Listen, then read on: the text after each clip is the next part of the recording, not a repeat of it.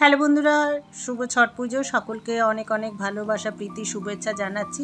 আর ছট পুজোটা নিয়ে অনেক তর্ক বিতর্ক, অনেকেই বলে হিন্দুস্তানিরা করে। আচ্ছা, এটা হিন্দুস্তানি তো আমরা সকলেই হিন্দুস্তানি, আর মানে নন হিন্দুস্তানি এটা কোনো কথা না, আমরা সবাই হিন্দুস্তানি। কিন্তু হিন্দি ভাষী যারা, বিহারে এটা বেশি প্রচলন আছে, সেই জন্যে বলে থাকে সবাই। কিন্তু না, এটা হচ্ছে সূর্য পুজো। সূর্য সকলেরই অধিকার আছে, সূর্যকে আমরা সবসময় দেখতে মানে দিনে দেখতে পাই, রাতে চন্দ্রকে দেখতে পাই, আর কোনো দেবতাকে দেখতে পাই না পাই, সূর্যদেব চন্দ্রদেবকে কিন্তু আমরা দেখতে পাই। ওই জন্যে তো আমি বিশ্বাস করি। এছাড়া তোমরা সকলেও বিশ্বাস করতে পারো। প্রচুর কথা শুনে আর ভীষণ জাগ্রত। আর যে যেটা দেবতাকে পছন্দ করে সে সেইটা করতে পারে। তবে ছট পুজোর নীতিটা আমি বলছি তোমাদের। প্রথম দিন হচ্ছে লাউ ভাত নিরামিষ, একদম ধোয়াধুয়ি সব কিছু করে নিয়ে খেতে হবে। তারপরের দিন হচ্ছে সারাদিন উপোস থেকে তারপরে তোমাকে সন্ধেবেলার দিকে ক্ষীর, রুটি, ঘি দিয়ে মাখিয়ে, তারপরে কলা দিয়ে, তারপরে ভোগ নিবেদন করে সন্ধেবেলা তারপরে সেটা প্রসাদ হিসাবে কিন্তু খেতে হবে। তারপরের দিন মানে সেদিন রাত থেকে আর কিছু খাওয়া যাবে না। তারপরের দিন সারা দিন পুরো কিছু খাওয়া যাবে না, একদম পুরো নির্জলা উপোস থাকতে হবে। সন্ধেবেলা তারপরে ঘাটে যায় যারা, ঘাটে গিয়ে তারপরে সূর্যদেবের যা যা পুজোর মানে সমস্ত কিছু জোগাড় করেছো সেগুলো সব ঘাটে নিয়ে গিয়ে, তারপরে সূর্য অস্ত যাচ্ছে এই সময় করে সূর্যদেবকে জল চড়িয়ে সমস্ত প্রসাদ ভোগ নিবেদন করে তারপরে এবার বাড়িতে আমরা চলে আসব। তারপরে এবার বাড়িতে এসে, বা যারা বাড়িতে করে তারা বাড়িতে ওইভাবেই করবে। জলের মধ্যে গামলা, একটা বড় গামলার মধ্যে জল রেখে তার উপরে মানে তার উপরে দাঁড়িয়ে, তারপরে ওটা জলে দাঁড়ানো বলে আর কি, জলে দাঁড়িয়ে করতে হয়। সূর্যদেবকে যে ভোগ নিবেদন করবেন তখন সেটা জলে দাঁড়িয়ে করতে হয়। ওই জন্যে একটা যারা ঘাটে টাটে যাবে না, বা যাদের সামনে কোথাও ঘাট, পুকুর, গঙ্গা কিছু থাকে না, তখন তারা ওই কোনো একটা বড় জায়গা জলের মধ্যে দাঁড়িয়ে তারপরে কিন্তু এটা করে। তো সন্ধেবেলা ওটা সেরে তারপরে সেই ওইভাবে আবার ঘাট থেকে সব চলে আসলো, বা বাড়িতে যারা করলো সে ওগুলো সব আবার পুজোর জায়গায় ঠিক মতন সব যেমন যেখানকার জিনিস সেখানে রেখে দিলাম।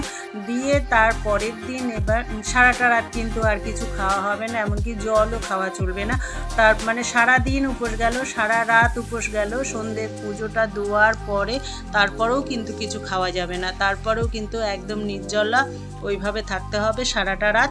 তারপরের দিন সকালবেলা এবার যে যত সকালে উঠে মানে তাড়াহুড়ো করে সমস্ত পুজোর সামগ্রী যেগুলো মানে জোগাড় করা হয়েছিল, যে যেই ভাষা যা বলো, তো সেগুলো সব পুজোর অর্ঘ্য যা সব জোগাড় করা হয়েছিল সেগুলো সমস্ত কিছু ঘাটে বা বাড়িতে যে যেভাবে আগেও বলেছি তোমাদের ওইভাবে সব নিয়ে আবার ঘাটে যাবে।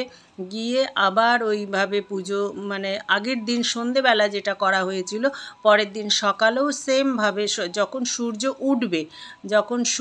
উঠবে তখন আবার সেমভাবে ওই রকমভাবে পুজো দিয়ে তারপরে একদম তারা এবার আমরা সবাই মানে যারা ঘাটে যাবে সবাই বাড়ি চলে আসবে। আর যারা বাড়িতে করে তারা ওইভাবেই মানে ঠিক যখন সূর্যদেব উঠবে তখন কিন্তু ওইভাবে পুজো করতে হবে।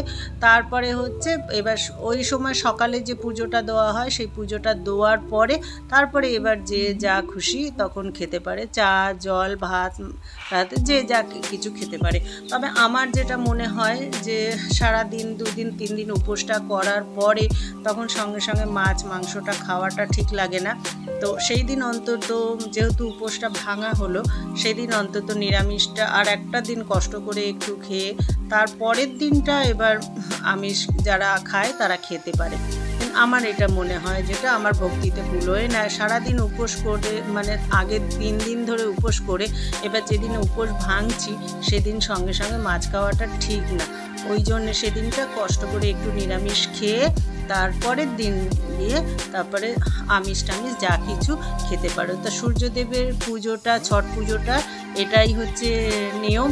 এছাড়া আরও অনেক একটা জায়গার এক এক দেশের এক এক রকম রীতিনীতি রেওয়াজ আছে, তো সেগুলোতে যে যত আড়ম্বরা করতে পারো তার কাছে তত ভালো।